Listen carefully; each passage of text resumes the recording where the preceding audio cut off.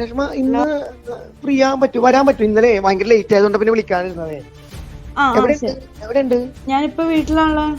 എടപ്പള്ളിയല്ല ഏട്ടാ, ഇവിടെ വടുതല. ആയിക്കോട്ടെ. പനമ്പള്ളി വരാൻ പറ്റുമോ? വേഫെയർ ഓഫീസിന്റെ അവിടെ എന്തിന്റെ ഇത് സംസാരിക്കാനേട്ടാ?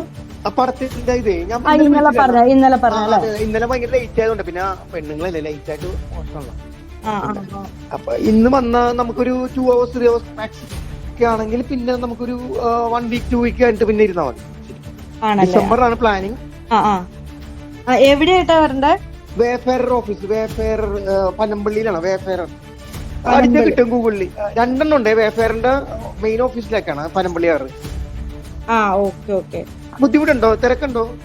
ഇല്ല ഇല്ല, ഞാൻ ഒറ്റയ്ക്കല്ലല്ലോ. ഒറ്റയ്ക്കായിരിക്കോ? അല്ലല്ലോ. അല്ല നിങ്ങളുണ്ട്, രജിത എന്ന് പറഞ്ഞൊരു കുട്ടിയുണ്ട്, പിന്നെ 3 അസിസ്റ്റൻസ് ഉണ്ട്. എല്ലാരും വിളിക്കണം. ഞാൻ അതാ ചോദിച്ചത്.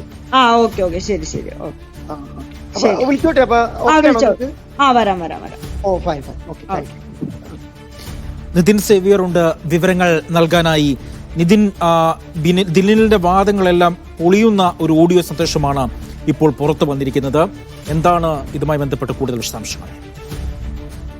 അതായത് ഈ കേസെടുത്തിന് പിന്നാലെ തന്നെ ഈ കേസിലെ പ്രതിയായ ദിനിൽ ഇത്തരത്തിലൊരു വീഡിയോ സന്ദേശം പുറത്തുവിട്ടിരുന്നു. അതായത് തനിക്കെതിരെയുള്ളത് വ്യാജ പരാതിയാണെന്നും ഈ പരാതി ഹണി ട്രാപ്പിൽ തന്നെ കൊടുക്കാൻ ശ്രമിച്ചെന്നും തന്നോട് പൈസ ചോദിച്ചുവെന്നും ഇതിന് പിന്നിൽ മറ്റു പലരും ഉണ്ടെന്നൊക്കെയായിരുന്നു ദിനിൽ വീഡിയോ സന്ദേശത്തിലൂടെ പറഞ്ഞിരുന്നത്. പക്ഷെ അതിനുശേഷമാണ് ഇത്തരത്തിൽ ഈ ദിനിലിന്റെ ഫോൺ സംഭാഷണം അത് പുറത്തു വരുന്നത്. കൃത്യമായി ഈ പെൺകുട്ടിയെ കാസ്റ്റിംഗ് കൗച്ചിങ് അല്ലെങ്കിൽ സിനിമയിൽ അവസരം നൽകാമെന്ന് പറഞ്ഞ് ഈ വേഫെയറിന്റെ ഓഫീസിലേക്ക് വിളിച്ചു വരുത്തുന്നതും അത് പിന്നീട് വേഫെയറിന്റെ ഓഫീസിന് സമീപമുള്ള മറ്റൊരു മുറിയിലേക്ക് കൊണ്ടുപോയെന്നായിരുന്നു പരാതി. ആ ഓഫീസിലേക്ക് വിളിച്ചു വരുത്തുന്നത് കൃത്യമായി തന്നെ ഈ ഓഡിയോ സന്ദേശങ്ങൾ വ്യക്തമാണ്. സിനിമയിൽ അവസരം നൽകാൻ അല്ലെങ്കിൽ അത്തരത്തിൽ സിനിമയിൽ അവസരം നൽകാമെന്ന് പറഞ്ഞ് വിളിച്ചു വരുത്തുന്നത് കൃത്യമായി തന്നെ ഈ ഓഡിയോ സന്ദേശത്തിൽ വ്യക്തമാണ്. ഏതായാലും പെൺകുട്ടി തേവര പോലീസ് സ്റ്റേഷനിൽ പരാതി നൽകിയിട്ടുണ്ട്. ആ പരാതിയുടെ പുറത്ത് പോലീസ് കേസെടുത്ത് അന്വേഷണം ആരംഭിച്ചുകൊണ്ട് ഇത് അവസരം നൽകാമെന്ന് വാഗ്ദാനം ചെയ്ത് വിളിച്ചു വരുത്തി പിന്നീട് റൂമിലെത്തിച്ച ശേഷം ഇയാൾ കടന്നു പിടിക്കുകയായിരുന്നു, പീഡിപ്പിക്കാൻ ശ്രമിക്കുകയായിരുന്നു എന്നാണ് പരാതി. ഈ ദുൽഖർ സൽമാൻ പ്രൊഡക്ഷൻസ് അല്ലെങ്കിൽ ദുൽഖർ സൽമാന്റെ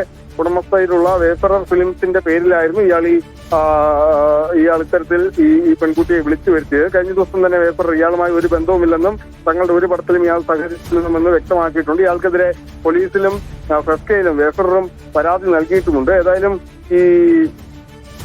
ഇയാളുടെ വാദങ്ങൾ അല്ലെങ്കിൽ താൻ ഇത്തരത്തിൽ പെൺകുട്ടിയെ വിളിച്ചു വരുത്തിയിട്ടില്ല, തന്നോടാണ് പെൺകുട്ടി പണം ചോദിച്ചതെന്നുള്ള തുടങ്ങിയ വാദങ്ങളാണ് ഇപ്പോൾ പൊളിയുന്നത്.